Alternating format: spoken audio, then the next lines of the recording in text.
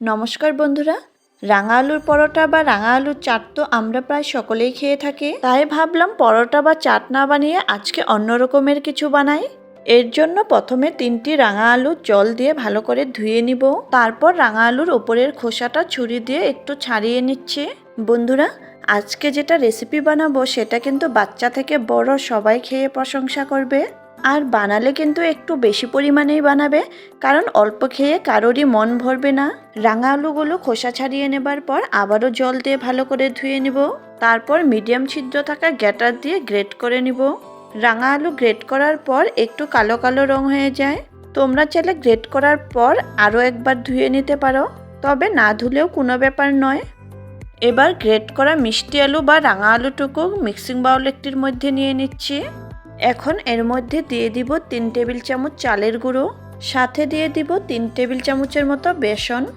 তারপর দিয়ে দিব একটি বড় সাইজের পেঁয়াজ কুচি, 2টি কাঁচা লঙ্কা কুচি ও 2 টেবিল চামচ ধনেপাতা কুচি।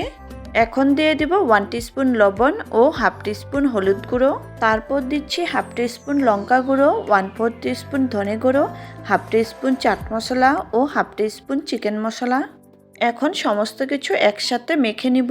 প্রথমে আমি একটু চামচ দিয়ে মিশিয়ে নিয়েছি, তারপর হাতে দিয়ে মেখে নিব। এখানে একটি রিকোয়েস্ট করব, যদি আমার ভিডিওটি দেখে ভালো লেগে থাকে একটি লাইক করে দিও। আর তোমরা যারা আমার চ্যানেলে নতুন করে ভিজিট করেছো, চ্যানেলটিকে সাবস্ক্রাইব করে পাশে থাকার অনুরোধ রইল।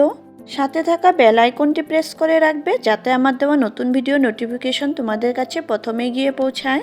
রাঙা আলুটুকু ভালো করে মেখে নেবার পর অল্প মিশ্রণ হাতে নিয়ে প্রথমে গোল করে নিব, তারপর 2 হাতের সাহায্যে একটু চেপে দিব। আমি এইভাবে গোল করে টিক্কি আকারে বানিয়ে নিচ্ছি। তোমরা তোমাদের নিজেদের পছন্দ মতো স্কোয়ার বা ট্রায়াঙ্গেল শেপেও বানিয়ে নিতে পারবে। একইভাবে আমি সমস্ত রাঙা আলুর টিক্কিগুলো বানিয়ে তৈরি করে নিব। প্রথমে কয়েকটি টিক্কি বানিয়ে তৈরি করে নিব, বাকিটুকু একটু পরে বানাবো। এখন চলে যাব গ্যাসের দিকে। গ্যাসে প্যান একটির মধ্যে 2 টেবিল চামচ তেল গরম করে নিয়েছি। একটি একটি করে রাঙা আলুর কাটলেট এবার গরম তেলের মধ্যে দিয়ে দিব। তেল একবার ভালোভাবে গরম হয়ে যাবার পর গ্যাসের ফ্লেমটি কিন্তু লো টু মিডিয়াম করে রেখেছি। লো টু মিডিয়াম ফ্লেমে এগুলোকে উল্টে পাল্টে লাল লাল করে ভেজে নিতে হবে। এক পাশটা একটু লাল লাল হয়ে যাবার পর অন্য পাশটায় উল্টে দিচ্ছি। অপর দিকটাও এরকম লাল লাল হলে তেল থেকে তুলে নিব। দেখো বন্ধুরা, দুই দিকটি লাল লাল হয়ে গিয়েছে। এখন এগুলোকে নামিয়ে নিব। এই রাঙা আলুর কাটলেটগুলি ভাজতেও বেশি সময় লাগে না, খুব শীঘ্রই ভাজা হয়ে যায়।